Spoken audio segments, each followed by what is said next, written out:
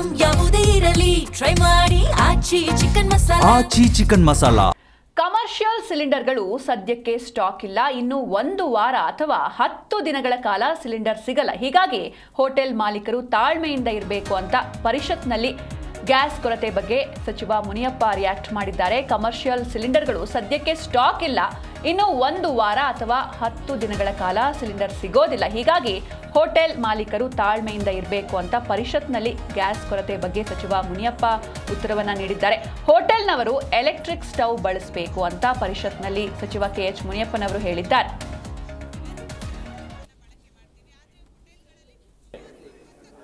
ಹಾಸ್ಟೆಲ್ಗೆ, residential ಸ್ಕೂಲ್ಸ್ಗೆ, ಹಾಸ್ಪಿಟ್ಲ್ಗೆ ಆಗುವಂಥ ಊಟ ತಯಾರು ಮಾಡೋ ಸ್ಥಳದಲ್ಲಿ ಎಸೆನ್ಷಿಯಲ್ ಇರುವಂಥವು ಒಂದು 5-6 ಐಟಮ್ ಏನಿವೆ ಅವೆಲ್ಲಕ್ಕೂ ಕೂಡ ಕಮರ್ಷಿಯಲನ್ನು ಕೊಡ್ತೇವೆ.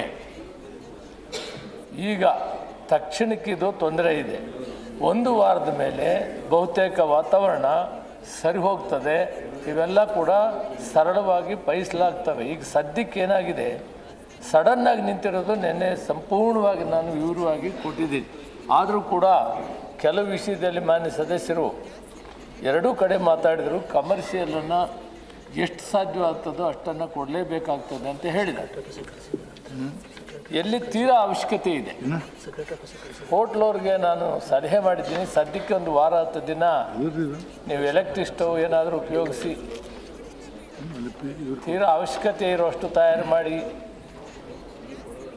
ಮತ್ತು ಈಗ ತಕ್ಷಣಕ್ಕೆ ನಾವು ತೀರಾ ಅವಶ್ಯಕತೆ ಇರುವಂಥ ಹಾಸ್ಪಿಟ್ಲ್ ಆಗ್ಬೋದು, ಹಾಸ್ಟೆಲ್ ಆಗ್ಬೋದು, ರೆಸಿಡೆನ್ಷಿಯಲ್ ಸ್ಕೂಲ್ ಆಗ್ಬೋದು, ಮ್ಯಾನುಫ್ಯಾಕ್ಚರಿಂಗ್. ಈಗ ಹಾಸ್ಪಿಟ್ಲ್ಗೆ ಫುಡ್ಡನ್ನು ತಯಾರು ಮಾಡಬೇಕಾಗ್ತದೆ. ಅದಕ್ಕೆಲ್ಲ ಕೂಡ ವ್ಯವಸ್ಥಿತವಾಗಿ ಕಮರ್ಷಿಯಲ್ ಸಿಲಿಂಡರನ್ನು ನಾವು ಕೊಡ್ತೇವೆ ಅಂತ ಆಶ್ವಾಸನೆ ಕೊಟ್ಟಿದ್ದಾರೆ. ನಾನು ಕೂಡ ಸದನ ಕೇಳ್ತಾ ಇದ್ದೀನಿ.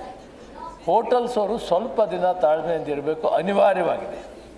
ಅಲ್ಲಿ ಎಲೆಕ್ಟ್ರಿಕನ್ನು ಉಪಯೋಗಿಸ್ಕೊಂಡು ಸದ್ಯಕ್ಕೆ 1 ವಾರ 10 ದಿನ ಸುಧಾರಿಸಿದರೆ ಅಷ್ಟೊತ್ತಿಗೆಲ್ಲ ಸಲೀಸಾಗಿ ಪರಿಹಾರ ಆಗ್ತದೆ. ಸೂಚನೆ ಇದೆ.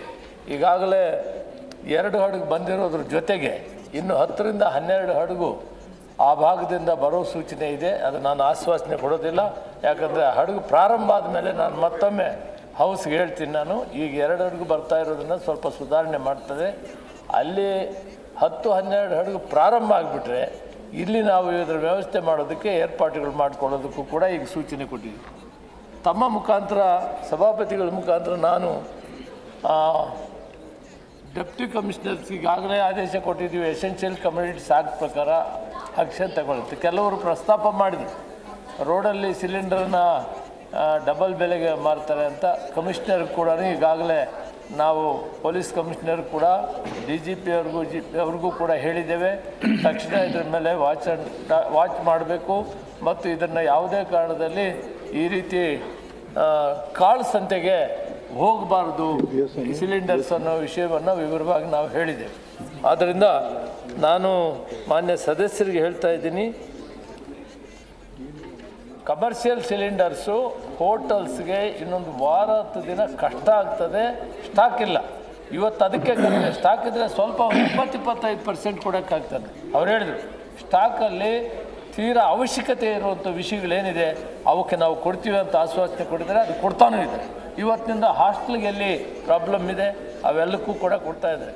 ಆಮೇಲೆ ಆಟೋಗಳಿಗೆ